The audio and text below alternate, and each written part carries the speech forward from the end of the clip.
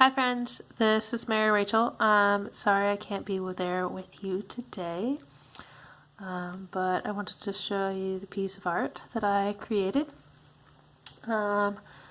This is a portrait of John and Elizabeth. I'd like to call it The Child Leapt in Her Womb.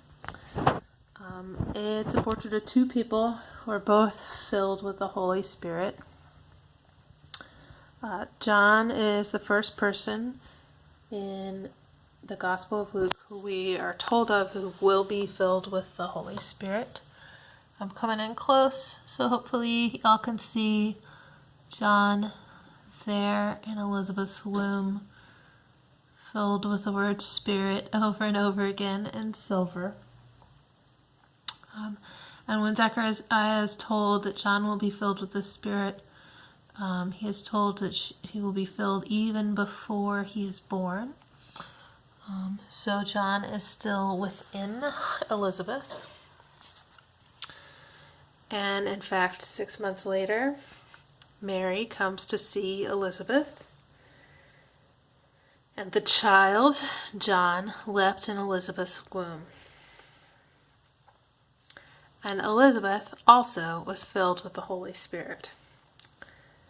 And she exclaimed with a loud voice.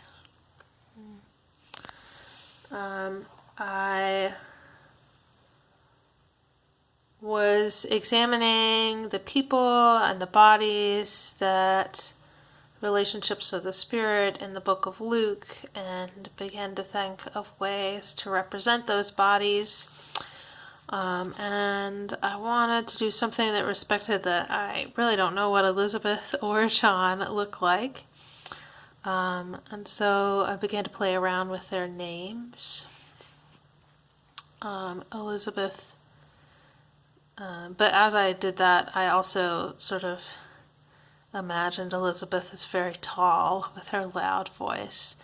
And I did decide to give her red hair. My own mother was very tall and had red hair.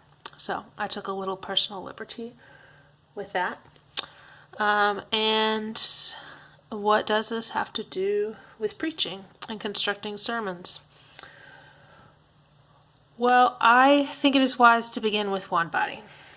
One particular specific body. I think paying attention to the body that you have been given is a good place to start. Sometimes that's the body you're given within the text, and sometimes that is, in fact, your very own body. But like Elizabeth and John, I find that bodies are often bound together, sometimes with umbilical cords and sometimes not. All bodies may be too big of a category to begin with.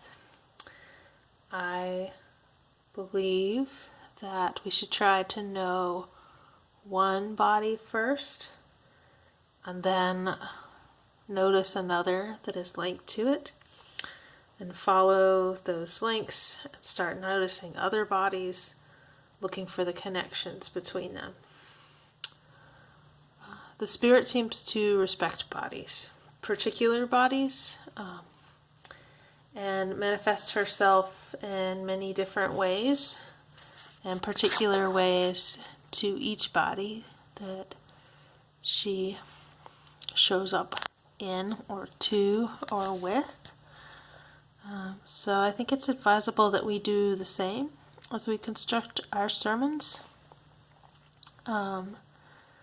To notice just one body first, and then find others, and see the ways that the Spirit is interacting with them. Blessings to you all. Merry Christmas.